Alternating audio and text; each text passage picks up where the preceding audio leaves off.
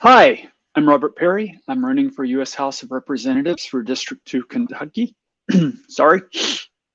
Um, so I'm doing the show so that we can meet different libertarians, present to people that libertarians come from a lot of different perspectives. They have a lot of different interests.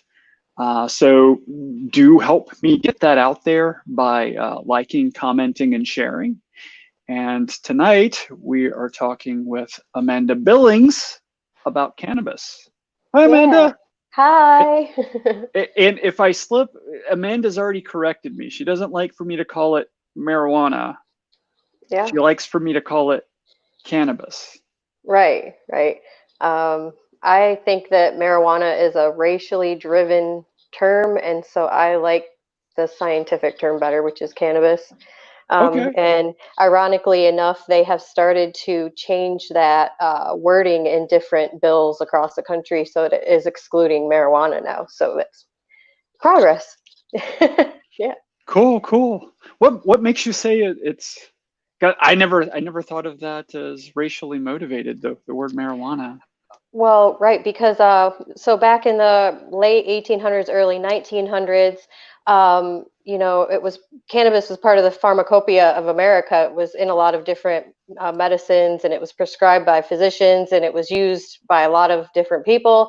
And then when they went to outlaw it in the 1930s, they kind of looked for a scapegoat, and they started the Marijuana Tax Act, which put a excise tax on it, and they targeted Mexican immigrants who were working, and they would use cannabis at the end of their day to relax instead of alcohol, because Right. at that time alcohol prohibition was still happening. So it's like a scapegoat term, I think, and Right. so I just don't care for Now, it. now it's been a while since I studied the tax act. I actually think it's probably been like 18, 19 years, but if I'm remembering correctly, that little tax act is a lot more insidious than it sounds. It's not just like, oh, we're going to tax cannabis. That's Right. So it's a very self-incriminating act that they put together by Harry Anslinger. Basically, it forced people who possessed or grew cannabis to purchase a tax stamp from the government to be able to do it. But then they wouldn't issue the tax stamp, so they would, oh well, yeah, we want you to have this tax stamp, but then we're not going to give it to you. But then if we catch you with it and you don't have the stamp, then you're in trouble. So it right. was a very roundabout type of policy, and it hurt a lot of people. And they luckily they got rid of it, but they put worse things in place from it. So Right. Hi, James. Hey, James. Like, comment. Oh, you've got comment covered. Share. Um, yeah, it's funny. I've actually run into a similar thing where I don't think they were trying to entrap me. I did read on that one how they would abuse that, but I've run into that with just like hiring people before. Like state of Massachusetts, you can't get an employment ID number until you have an employee, and it's illegal to have an employee until you have an employment ID number. yeah, it's funny And how those things work when it comes to government regulations. yeah, and one of my favorite fellow business owners. She works out of Chicago, but she had a subcontractor who worked in Nebraska, and they'd worked together for years. And the guy just decided he wanted to stay. He didn't want to be a contractor anymore. He wanted to be an employee. She was delighted, and then she spent like 7 or 8 months getting through all the paperwork. And the thing you need to understand, I'm sorry for derailing this so much, but No, the it's thing you okay. need to understand about her is like she went to college on on a basketball scholarship, but then while doing basketball, she double majored in, I think it was physics and computer science, and then she went on to get an MBA. One of the Wow. brightest people I've ever met, and just an absolute workhorse. And if it takes her 7 months to get through anything, something is wrong with that process. But yeah, so you would say, hey, I need a I want, essentially I want a license because I'm growing it, and then they would say, op, you're busted. Is that right? Yeah. Yeah. How long did It's that? like government help that they think is helping, but it doesn't help. Right, right. Yeah. So I mean, we never hear about that anymore. When did that go away, or is it still out there So somewhere? no, so the Marijuana Tax Act was ended in 1969. They actually found it unconstitutional that it went against the Fifth Amendment, so they got rid of it, which is great.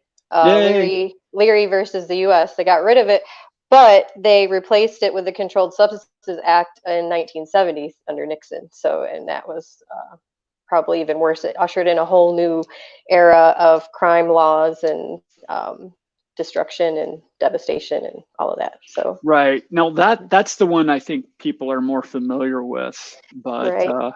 I bet we have some people who aren't, and I could probably use a refresher. So have at it. Tell us what that was motivated by, and So basically, they just wanted to go after drug users, people that sold it, people that possessed it. They made these scheduling levels, Schedule 1, Schedule 2, Schedule 3, and that's actually still in place today.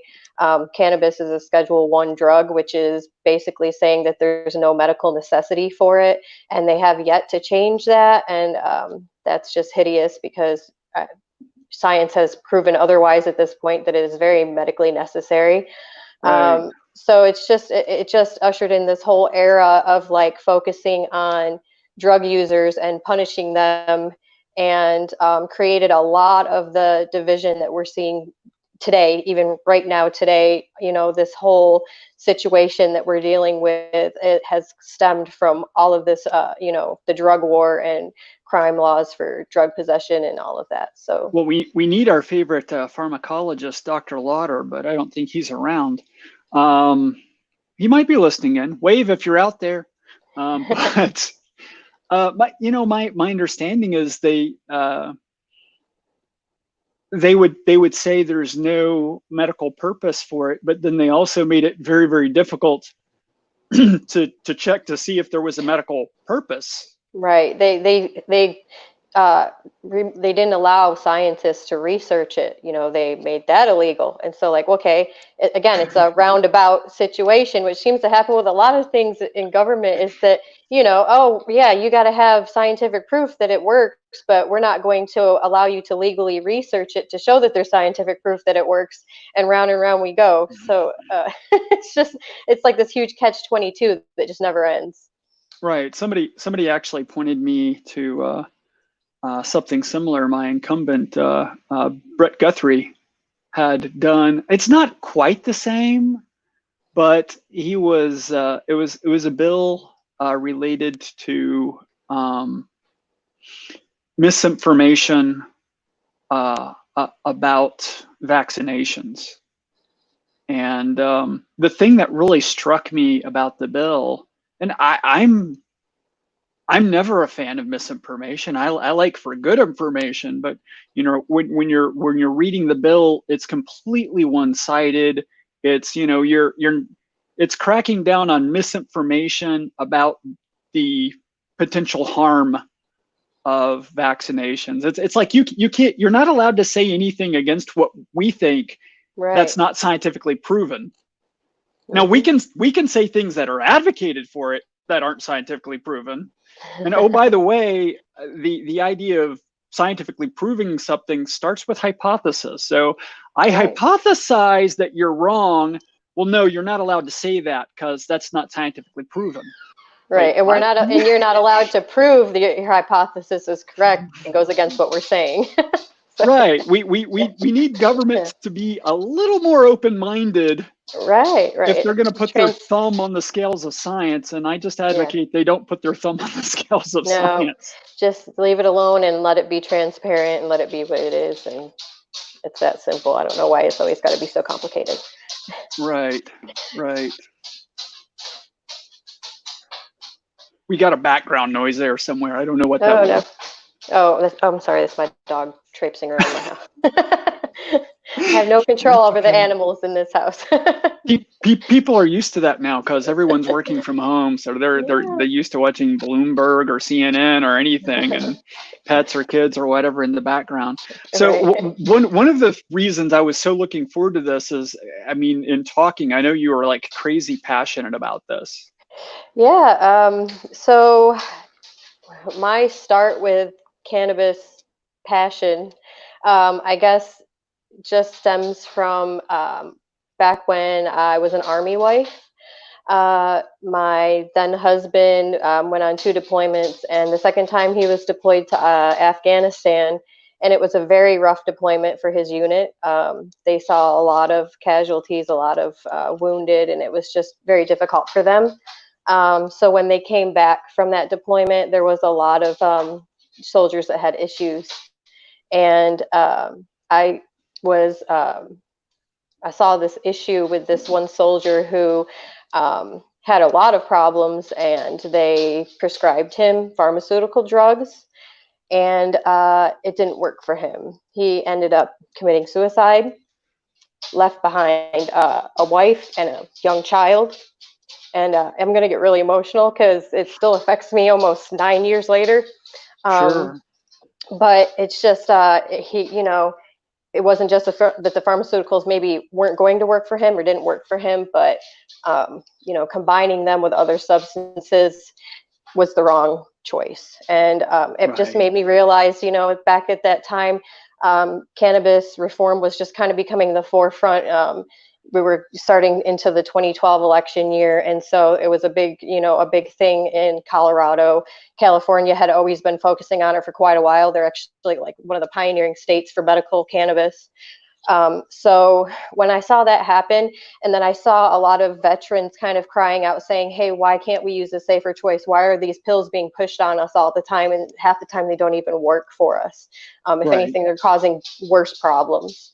Um, I started kind of researching, like, okay, so is there some scientific evidence that this could help, troops that have PTSD issues? Are there any other scientific things that show that medicinally it helps people?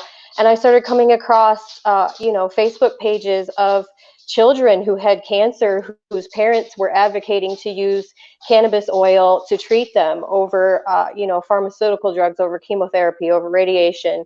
And they were fighting for their right to use a treatment that was illegal because they felt that was the best treatment for their child, and they weren't allowed. They had to move their children out of state to legal states to make this happen. And so it just kind of snowballed for me because I just felt like, this is an issue that affects everybody. I had young children at the time, and all I could think of was, what happens if that was my child? What if my child gets sick? Why Right. wouldn't I be able to use that for my child? And I would 100% in a heartbeat move to a legal state to get that kind of treatment over, chemotherapy, because I just feel like that might work for some people, but I think sometimes that's more harmful than good as well. So um, it's just a moral issue, and it needs to Right. change. And I mean, that's the thing is we're kind of a party of sort of self responsibility. It's like, you need to figure out what's right for you, and I'm a strong advocate of doing that in conjunction with a doctor. I'm not really such a fan of self medicating, as they call it. That is accurate in a lot of cases, and in a lot of cases, people really are just, even without their doctor's help, they're attempting to self medicate. Whether you agree it's the right thing to do or not, that's what they're doing. Right. Well, Um, and on that note, I would take it one step further as far as my own personal beliefs. I feel that you know I think cannabis should be a part of our diet. I think there's a really big industry for hemp, and right, that has cannabinoids in it, and we as humans have an endocannabinoid system. So obviously, there's something in us that's supposed to interact with this plant, and it's been taken from us. And right. so it just makes you wonder. Well, it's been removed from our diet. Maybe we were supposed to have this plant, and we haven't had it. So So I brought a prop. yeah. So yeah, I I don't have this every day. I have it almost every day. By the way, I don't use it as like a carte blanche replacement for milk. I still like milk in certain things. I'm not one of those people, but there are actually things I like that better in. There's certain granolas I like hemp milk better with than milk, and I definitely like protein drinks with hemp milk, and that's what I have here. I have a protein drink made with that brand of hemp milk. It's pretty good. I am gonna make an admission though, is because there's no THC in this. But Right. I did knowingly put something dangerous in here. I put a dangerous chemical in here. Everyone should be careful of. It's understated how dangerous it is, but I'm going to publicly admit to putting it in here anyway. I added some cold brew coffee. I'm a total caffeine fiend, and if you Me look up too. this, if you look up the statistics, um, you don't have to trust me on it. Go Google it. Google it. Look up statistics on how many people die per year from caffeine overdose, and then look that up for marijuana. Right. But Yeah. between the drugs we've talked about so far, my caffeine's the dangerous one. You're still not taking it away from me, but Right. I'm taking Coffee, that responsibility. coffee more dangerous than cannabis. Go figure. Uh, Well, somebody I really respect.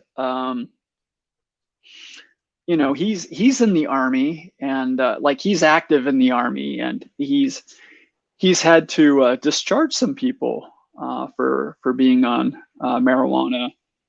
But he's open-minded guy, scientific guy, and he sent me an article yesterday talking about an association. This wasn't cause and effect, but it was association between cannabis users and violence. Which first of all, that's not causation. right. Yeah. Again, those people could be, and I don't know either way. I've not done this research either, so I don't know either way. But these could be violent people who are attempting to self-medicate with cannabis. I don't know. Right. You do get some of that, but when I lived out in Vegas, I used to very much wish that certain drivers would maybe do a little cannabis before they get on the road, and Right. but the flip side of that is a lot of people might also scream, or well, have you tried decaf? Well, I mean, there's kind of a point to that. I mean, people commonly talk about there being truth behind little sayings and that, but what is the societal impact of caffeine? How angry do people get off caffeine? When does that? I don't know. I've never done that research, but it's Right. Well, probably because it's readily available, so people don't have to find out. I mean, right. they can, if they start to go through caffeine withdrawal, they can just stop at the local Starbucks and That's a take good care of it. point. That's a good point. The marijuana is harder to come by, but I'm a huge fan of hemp products. I like hemp seed. That's awesome on salad. Very, Hmm. very dense calorically, tasty. I put it in like oatmeal before, like muesli. Put it in Hmm. that. That's awesome.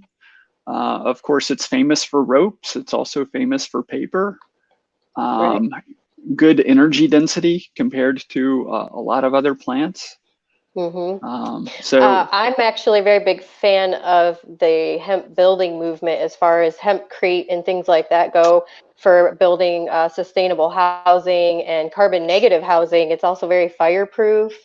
right. I don't know why that hasn't taken off, is other than maybe the lumber industry is blocking it somewhere. I don't know. I just know that I feel like that should be utilized a lot more. Yeah. I've So. I've I've some friends who work in the concrete industry. I'll ping them, see if I can get an answer for you. Um, but yeah, and looping it back to the medical stuff versus, so as libertarians, we're just like, hey, if as long as you're taking care of yourself and you're making, you're being responsible for yourself, just like I'm being responsible for myself with the caffeine. It's Hmm. I'm of the whatever stance, and I want to move society in that direction just because I think it's the right direction. And then you have medicine where people actually need it, and in a lot of cases doctors are telling them they need it. And this has been going on Right. for a long time. I've known people 20 years ago, well, 19 years ago anyway, where their doctor was, telling the parents, the best thing you could do for your child, if you can sneak and get some, it is cannabis. I can't prescribe it, but if you can get it, we'll let you sneak it in here. Right. This has been going on for a long time. This is immoral. The idea of letting people who are have some sort of prejudice against a frickin' plant, Right. which comes from a prejudice they had against a people. Our drug okay, not necessarily Hmm. good, but our drug okay, acceptable. Your drug bad. Your Right. drug. And that's where this comes from. And now we have people suffering from it. In some cases, we have people dying of it. Hmm. This isn't okay. No. But the idea of industry, we can't grow this here. Maybe we can now, but when I started drinking this stuff, we couldn't grow it. Right. Really? It had to be imported from Canada or from Europe. Thankfully, that has started to change, especially here in Kentucky. I was so happy to see the hemp industry start to take off. I And I still know hear they've had a nightmares. very, very long uphill battle, and I know they still have a battle. It's so overregulated. It's such an overregulated market already. And so Right. that's one thing about medical cannabis in Kentucky is the what I worry about is even if it does pass under the current, Republican, Democrat, even if it's a bipartisan effort, that they're going to so heavily regulate it that it's still not going to help everybody that it could help. Now, where is that now? Right now, it's just sitting there. They've revised it a few times, but it's just sitting. Nobody's really looking at it right now. Um, I kind of looked over it, and it just looks like they keep revising it, but I don't feel that it's been enough. It's still really highly regulated as far as the HB 136 bill goes in Kentucky. Now, what Dan Siam, I got to learn to say his name right. Sam, I don't know. SIAM, however you say that. What he was saying in March, because I went to that rally, is that there was one person at the time who was blocking it, and it was the chair of the Judiciary Committee. And Hmm. Dan was being very civil about it. He was talking about that that is the chair's prerogative, but he was also pointing out, now I've been chairs before of committees, and when I was chair, I didn't act like that. If there was um, a bill to be brought before the committee, I didn't try to decide on my own. I would bring it before the committee. Right. So, he was sort of splitting I felt he was splitting the difference there. It's like it's his prerogative. I wouldn't act that way, but it's his prerogative. Don't, it's a rational thing. I would never do it, but Yeah. Well. but it's relevant because we know who that is, and that's the incumbent in the office Yes. that Amanda's running for. Yes. So it's Senator Westerfield. It was his job to decide to push that through. And from what I understand, he didn't bother. And actually, kind of tongue in cheek here, but that's one of the reasons why when I was asked to run for office for this, that I kind of went because I wrote him about that bill back in February and got Right. the very like kind of precursory, kind of perfunctory response of, yeah, I see that you wrote me about it and I'm looking at it. uh, and so then when Thanks we for kind of playing. right, and then when I saw that it had not moved, I kind of had posted like, hey, if you don't look at this and do what your constituents are asking of you, then we're going to vote you out. And now I'm like, now I'm just going to run against you. So, Right. right, Right. because it has to change, and you know if I can be the agent of change, then great. Right. Now, I would feel differently about it if he brought it to the committee and voted against it. I mean, I still wouldn't be his friend. I wouldn't be championing him because I would still feel like he was standing in the way between people with legitimate need and what they needed. And Right. I have some very strong emotions about that. You know, I've had two people in my life who needed that. One couldn't get it. One got it illegally. Mm-hmm. Um, but you know, I have strong emotions. But then you have someone who's basically saying, because I read a little, I didn't memorize what he said, but it was essentially, I'm not going to give it a hearing until I'm satisfied that it's a good bill. It's like, see, that's why you're on a Right. committee. That's Right. for the committee, Like, well, that's what you should have been looking at. Like, you can't just say, right? "Well, I'm going to look at it," and then not look at it. Yeah, Yeah. or Um, I mean, if you're just going to decide on your own, why do you even have a committee? They would have just said, yeah, we're going to put Westerfield in charge of deciding all these right. things. Well, we'll send the other people out for tacos or something. They can enjoy themselves, right? Oh no. But we don't. Neither Amanda or I've probably already bashed on him a little more than Amanda's comfortable with. Neither one of us are big on bashing on our opponents, but No. but seriously, folks, this guy could very arguably be the reason why people who need it in Kentucky don't have access to medical marijuana right now. Now, the good news is if you don't care, if you don't give a crap about that, you need not do anything. Right. You can have the status quo. Status quo is very easy to get.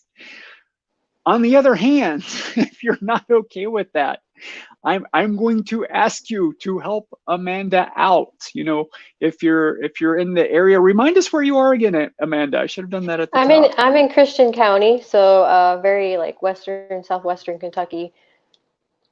Right. So, and you can go to Amanda's Facebook page, which is right there, and you can contact Amanda, and I'm sure Amanda will connect you to something productive you could do. Or there's another option, is if you don't want to get out there and pound the pavement with Amanda or anything like that, you can also find this digging on her Facebook page. But here in the comments, I put the link to contribute to Amanda. So I think Amanda's awesome. I think Amanda's worth contributing to, not only for her stance here, but also for her stance on school choice, which I'm also very passionate about. If you didn't watch that video, go back and watch that video. That's an absolutely great video. You need to watch that. But if you're just sick and tired of this bull crap with medical marijuana being blocked, you know what? Help her out for that too. Either one, either one. I'd prefer to be the positive, but either one. We've got to get this guy out of the way. So that's a little bit negative of me, I guess, but we have to get people out like that out of the way. I'm sorry, we do. Right, right. Well, so he's been in office since 2013, so it's been 7 years. Right, right. Did we have anything else we were going to cover? No, I think that was pretty well, pretty much it. Yeah. You're pretty Oh, much you're pretty. and vote Jo Jorgensen for president because she's going to end the drug war and pardon That's right.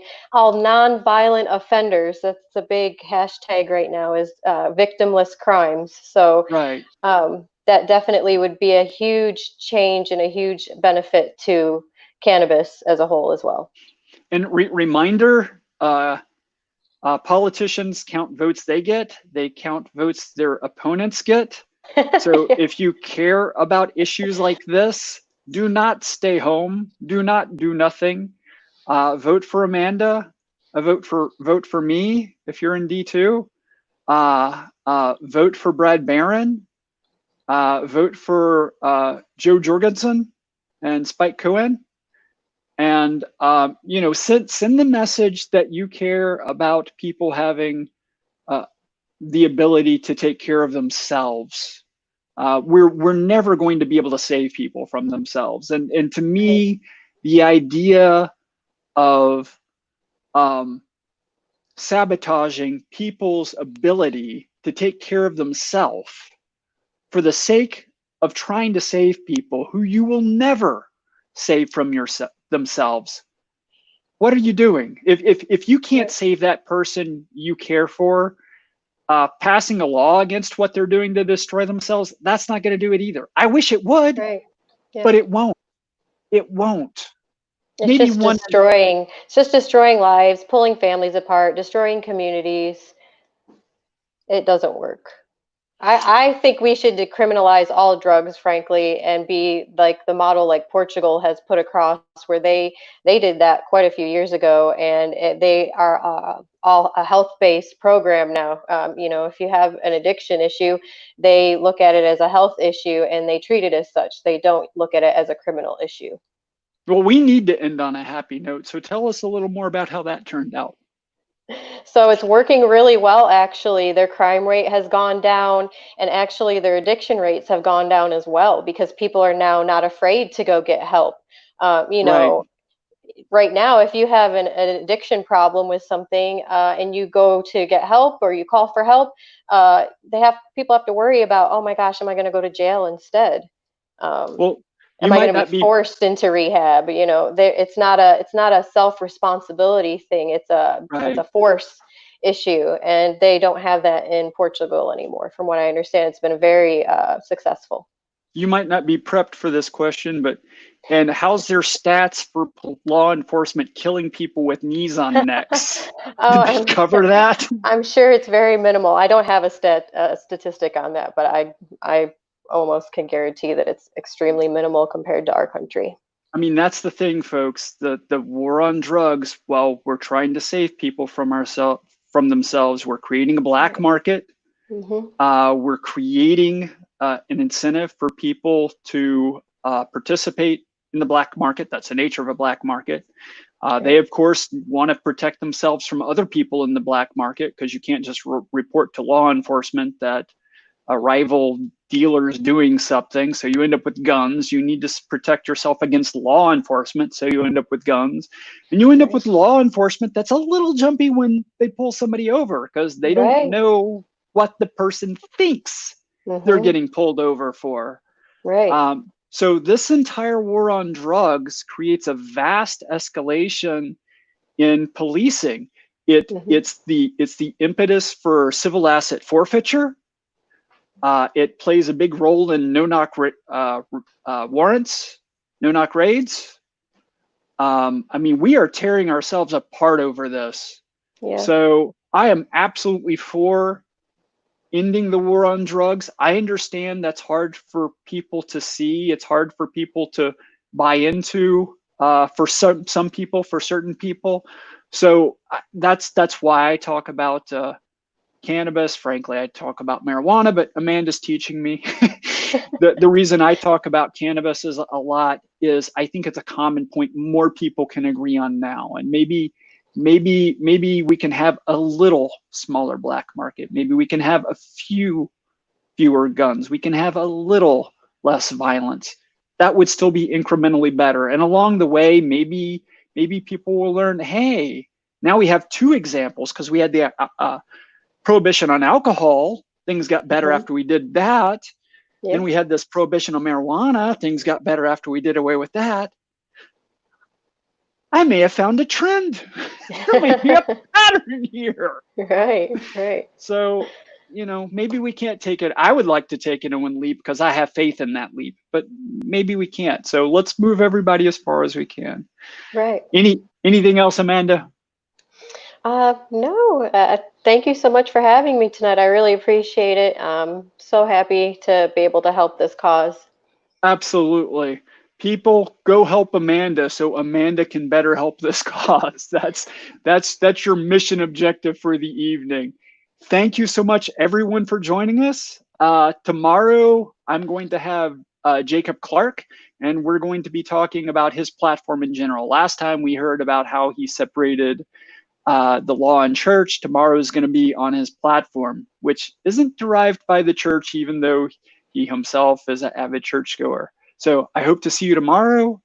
Thanks. Have a good evening.